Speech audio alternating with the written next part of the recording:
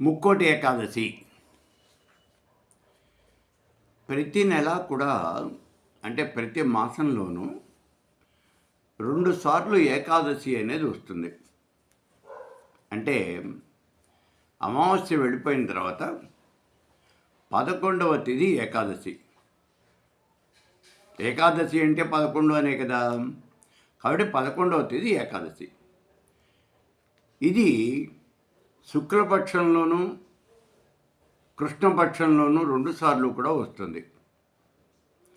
వైష్ణవులకి ఈ ఏకాదశి అనేది చాలా చాలా అంటే పరమ పవిత్రమైనటువంటి రోజు. సంవత్సరం మొత్తం మీద కనుక తీసుకున్నట్టయితే మామూలుగా 24 సార్లు ఏకాదశి అనేది వస్తుంది. అందుకే 24 ఏకాదశులు వస్తాయి అని చెప్తారు. అదే ఎప్పుడైనా మనకి అధిక మాసం కనుక వచ్చినట్లయితే అప్పుడు ఇంకో 2 ఏకాదశులు ఎక్కువ వస్తాయి. ఇలా ప్రతి సంవత్సరానికి సామాన్యంగా 24 ఏకాదశులు వస్తాయి. అయితే ఇక్కడ ముక్కోటి ఏకాదశి, దీనికి చాలా ప్రాముఖ్యత ఉంది. అసలు ఏకాదశికే చాలా ప్రాముఖ్యత ఉంది. విష్ణుమూర్తికి చాలా ప్రీతికరమైనటువంటి రోజు ఏకాదశి అని అందరూ కూడా దాన్ని పరమ పవిత్రంగా భావిస్తారు వైష్ణవులు. ఇందులో ముక్కోటి ఏకాదశి, అసలు ముక్కోటి ఏకాదశి ఎప్పుడు వస్తుంది? ఇది చాలా పెద్దదైనటువంటి ప్రశ్న. ముక్కోటి ఏకాదశి ఎప్పుడు వస్తుంది? సంక్రాంతి పండక్కి ముందు, అంటే ఉత్తరాయణ పుణ్యకాలం ప్రారంభం కాబోయేటటువంటి సమయానికి ముందు వచ్చేటటువంటి ఏకాదశి ఏదైతే ఉన్నదో దాన్ని ముక్కోటి ఏకాదశి అంటారు. ఇప్పుడు ఈ సంవత్సరం వచ్చి రేపు జనవరి 10వ తారీఖున ముక్కోటి ఏకాదశి, 14, 15వ తారీఖుల్లో మకర సంక్రమణం జరుగుతుంది. అంటే ఉత్తరాయణ పుణ్యకాలం అనేది ప్రారంభం అవుతుంది. కాబట్టి ఈ ఉత్తరాయణ పుణ్యకాలం ప్రారంభం కావటానికి ముందు వచ్చే ఏకాదశి ఏదైతే ఉన్నదో దాన్ని ముక్కోటి ఏకాదశి అని అంటారు. ఇది ఒక సూత్రం. ఇక రెండవ సూత్రం ఏమిటి? మనకి ధనుర్మాసము అనేది వస్తుంది. ఈ ధనుర్మాసం ఎప్పుడు వస్తుంది? మామూలుగా మాసాల లెక్కలో చూస్తే ధనుర్మాసం రాదు. చైత్రం, వైశాఖం ఇలా మాసాలు లెక్క పెడితే అందులో ఈ ధనుర్మాసం అనేటటువంటిది మనకేం ఉండదు. కానీ ఇక్కడ అలా ఉండదు. కానీ మనకి ధనుర్మాసం అంటే సూర్యుడు ధనస్సులోకి వచ్చినటువంటి రోజు నుంచి మనం ధనుర్మాసము లెక్క పెట్టడం జరుగుతుంది. సూర్యుడు ధనస్సులోకి ఎప్పుడు వస్తాడు? మార్గశిర మాసంలో మార్గశిరం సగం అయిపోయిన తర్వాత సూర్యుడు ధనుసులోకి వస్తాడు. ఇంకా మనం చెప్పాలి అంటే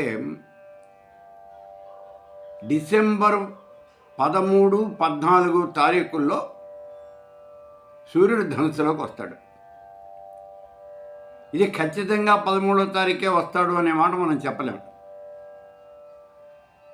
డిసెంబర్ 13, 14 ప్రాంతంలో సూర్యుడు ధనుసులోకి వస్తాడు. అప్పటి నుంచి నెల రోజుల పాటు ఉంటాడు ధనురాశిలో. అంటే ఏమవుతుంది? ఇక్కడ మనకి జనవరి 13, 14 ఆ తారీఖుల దాకా ఉంటుంది. అంటే మకర సంక్రమణం జరిగే వరకు, అంటే సూర్యుడు మకరంలోకి మారే వరకు ధనుస్సులోనే ఉంటాడు కదా. ఇలా ధనుస్సులో ఉండేటటువంటి సమయాన్నే ధనుర్మాసము అని అంటారు. ఇక్కడ ఇంకొక విషయం ఏమిటి అంటే ఈ ధనుర్మాసాన్ని లెక్క పెట్టడానికి ఇంకో పద్ధతి ఉంది మనకి. ఏమిటది? ధనుర్మాసం ఎప్పుడైతే మనకి ప్రారంభం అవుతుందో, ఎప్పుడు ప్రారంభం అవుతుంది అంటే కార్తీక మాసం వెళ్ళిపోయిన తర్వాత మార్గశిరం వస్తుంది. ఈ మార్గశిర మాసం పౌర్ణమి వెళ్ళిపోయిన తర్వాత, అది లెక్క ఇక్కడ. మార్గశిర పౌర్ణమి వెళ్ళిపోయిన తర్వాత ఆ తర్వాత వచ్చేవంటి పాడ్యమి, అంటే మార్గశిర బహుళ పాడ్యమి నుంచి ఈ ధనుర్మాసం అనేది ప్రారంభమవుతుంది. అంటే మార్గశిర మాసంలో సగం ఉంటుంది ధనుర్రాశి, అలాగే పుష్యమాసంలో కూడా సగం ఉంటుందన్నమాట. పుష్య పౌర్ణమి వరకు ఉంటుంది. ఇప్పుడు ఈ ధనురాశి మార్గశిర మాసంలో మధ్యలో నుంచి బహుళ పాడ్యం నుంచి ప్రారంభమైంది అని చెప్పుకున్నాం కదా. ఇప్పుడు ఈ ధనుర్మాసంలో వచ్చేటటువంటి రెండవ ఏకాదశి అంటే ఏదొస్తుంది? ఇప్పుడు ధనుర్మాసం సగం అయిపోయిన తర్వాత ఏకాదశి అనేది ఈ ధనుర్మాసం ప్రారంభమవుతోంది మార్గశిరం పౌర్ణమి వెళ్ళిపోయిన తర్వాత. అంటే మార్గశిర మాసంలో బహుళ ఏకాదశి, తర్వాత పుష్యమాసంలో శుద్ధ ఏకాదశి. కాబట్టి సామాన్యంగా 99.9% ఈ ధనుర్మాసం అనేది పుష్యశుద్ధ ఏకాదశి నాడే వస్తుంది సామాన్యంగా. అంతేగాని ఇలాగే వస్తుంది అని మనం చెప్పడానికి లేదు. ఎందుకని అంటే మకర సంక్రమణానికి ముందు వచ్చే ఏకాదశి అది ముక్కోటి ఏకాదశి. సరే, ఇప్పుడు ఈ ముక్కోటి ఏకాదశి యొక్క ప్రాముఖ్యత ఏమిటి? దీని యొక్క ప్రాముఖ్యత ఏమిటి అంటే వైకుంఠ ద్వారాలు తెరుచుకుంటాయి అని. సాక్షాత్తు శ్రీ మహావిష్ణువు వైకుంఠ ద్వారాలు తెరుచుకొని తన యొక్క పరివారం అంతటితోనూ కలిసి భక్తులకి దర్శనమిస్తాడు. అటువంటి సమయంలో శ్రీ మహావిష్ణువుని కనుక మనం దర్శించినట్లయితే జన్మ చరితార్థమవుతుంది అనేటటువంటిది మన పురాణాలు చెప్తూ ఉన్నాయి.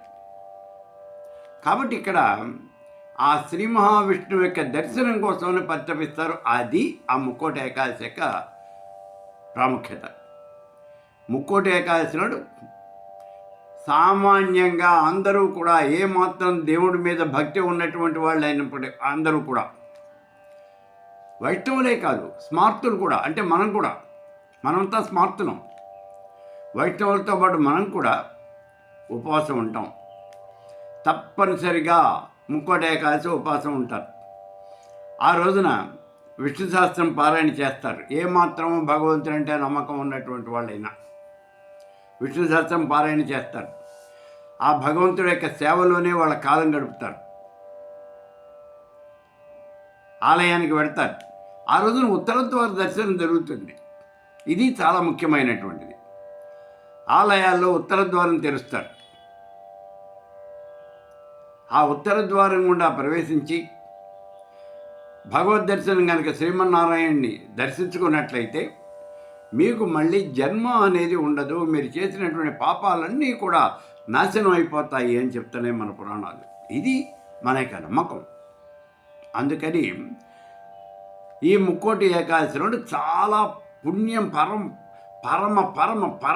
పరవడి అయినటువంటి రోజు, పరమ పుణ్యమైనటువంటి రోజు, మహాపరవడి రోజు. అందుకని ఈ ముక్కోటి ఏకాదశికి అంత ప్రాముఖ్యత అనేది ఉంటుంది. దీన్ని చాలా గొప్పగా చేస్తారు. ఇప్పుడు ఇక్కడ వైష్ణవాలయాలు ప్రత్యేకించి శ్రీరంగంలో ఈ ముక్కోటి ఏకాదశిని 20 రోజుల పాటు చేస్తారు. అలాగే తిరుపతిలో దగ్గర 10 రోజుల పాటు చేస్తారు. జనం అసలు విపరీతంగా ఉంటారు తిరుపతిలో ఆ రోజున. అలాగే మిగిలినటువంటి వైష్ణవాలయాల్లో కూడా కొంచెం ప్రసిద్ధి చెందినటువంటి వైష్ణవాలయం కనుక అయినట్లయితే దాంట్లో కూడా చాలా గొప్పగా చేస్తారు ఈ ముక్కోటి ఏకాదశిని. ఆ రోజున స్వామివారిని దర్శించుకున్నట్లయితే సకల పాపాలు హరించిపోతాయి అని, అన్ని పాపాలు మీరు చేసిన తెలియక చేసిన తెలిసి చేసిన అన్ని పాపాలు కూడా హరించిపోతాయి అని, మీకు వైకుంఠ ప్రాప్తి కలుగుతుంది అని భక్తుల యొక్క నమ్మకం. కాబట్టి రేపు రాబోయేటటువంటి ముక్కోటి ఏకాదశి జనవరి 10వ తారీఖు. ఆ ముక్కోటి ఏకాదశిన మీరందరూ కూడా ఆలయానికి వెళ్ళి అక్కడ ఉన్నటువంటి ఆ శ్రీమన్నారాయణుడు, ఆయన ఏ రూపంలో ఉన్నా పర్వాలేదు. ఆయన వెంకటేశ్వర స్వామి రూపంలో ఉండొచ్చు, సత్యనారాయణ స్వామి రూపంలో ఉండొచ్చు, శ్రీరామచంద్రుడి రూపంలో ఉండొచ్చు, శ్రీకృష్ణ పరమాత్ముడిగా ఉండొచ్చు. ఎక్కడ ఉన్నప్పటికీ కూడా ఆ స్వామివారిని దర్శించుకుని మీరందరూ కూడా జన్మరాహిత్యం పొందుతారు, పరమ పునీతులు అవుతారు అని నేను ఆశిస్తూ ఉన్నాను. ఇక్కడ ఇంకొక విషయం ఏమిటి అంటే, నేను చెప్పి తీరవలసినటువంటి విషయం ఇది. 10 సంవత్సరాల క్రితం సరిగ్గా ఇదే ముక్కోటి ఏకాదశి రాత్రి నా భార్య పరమపదించింది. ముక్కోటి ఏకాదశి రాత్రి. అది ఎవరో మహానుభావులకి తప్పించి అటువంటి మరణము అనేది రాదు. కాబట్టి మీరంతా కూడా ఈ ముక్కోటి ఏకాదశిన శ్రీ మహావిష్ణువు యొక్క దర్శనం చేసుకుంటారు అని, ఆయన యొక్క కృపకి పాత్రులు అవుతారు అని ఆశిస్తూ ఉన్నాను.